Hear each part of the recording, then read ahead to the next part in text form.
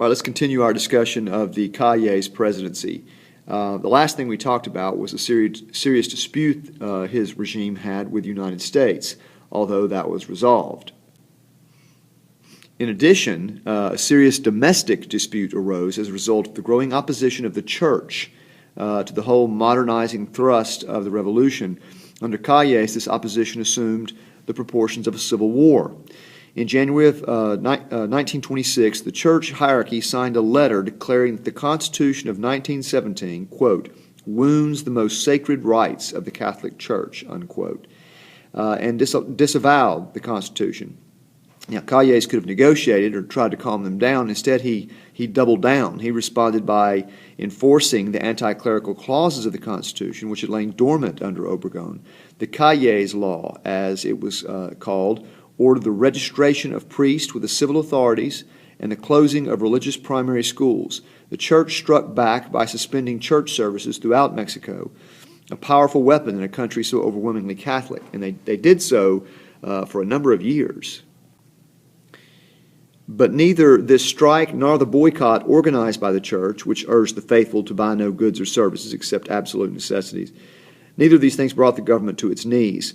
By the end of 1926, militant Catholics, in frequent alliance with local hacendados, the other forces of the reactionary element, had taken to arms. Guerrilla groups were formed within the mountainous backcountry of Jalisco, which was the main focus of their activity. Government schools and young teachers sent into remote areas were frequent objects of clerical fury.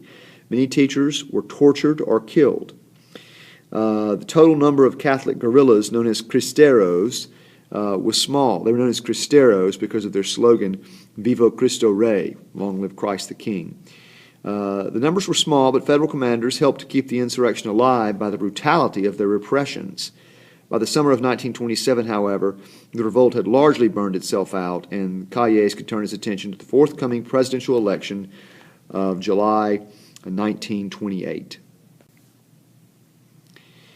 In an apparent deal between Calles and Obregón, the latter's supporters in Congress amended the Constitution to allow a former president to be reelected after one term, and the presidential term was extended from 4 to 6 years. The plan was for Obregón to succeed Calles, and then for Calles to succeed Obregón. You could get reelected one more time after being out of office for a term.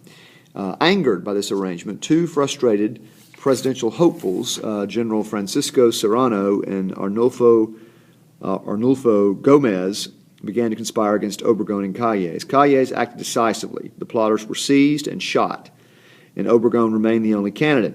In July, Obregón was duly elected, but 3 weeks later, a fanatical Cristero assassinated him in a Mexico City restaurant.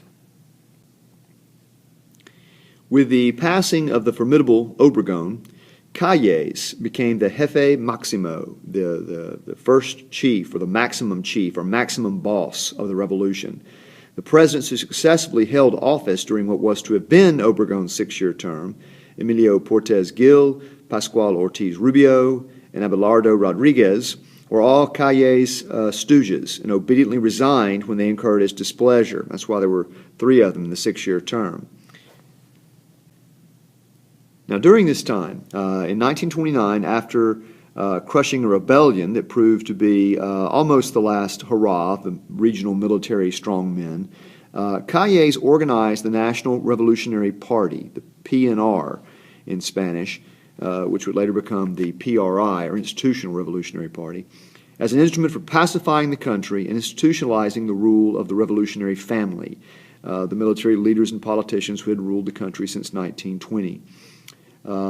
Under different names and with different leaderships of differing composition, this party, formed by Calles, has been the ruling party of Mexico since 1929, with one exception. In the year 2000, Vicente Fox, who was part of the PAN party, was elected, as was a PAN successor in 2006, Felipe Calderon.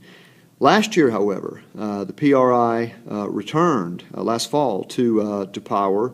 This is the current president, Enrique Nieto Peña.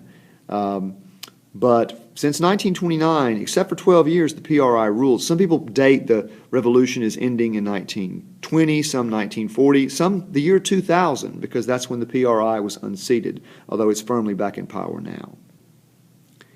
As the revolutionary family consolidated its power and its wealth increased, its members became more conservative. Very important point.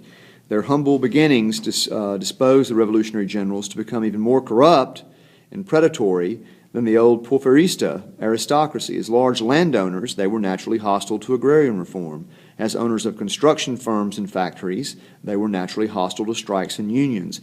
Calles and his cronies had never been committed to a radical reconstruction of Mexican society, but after 1928 they retreated from even their own very modest reform program.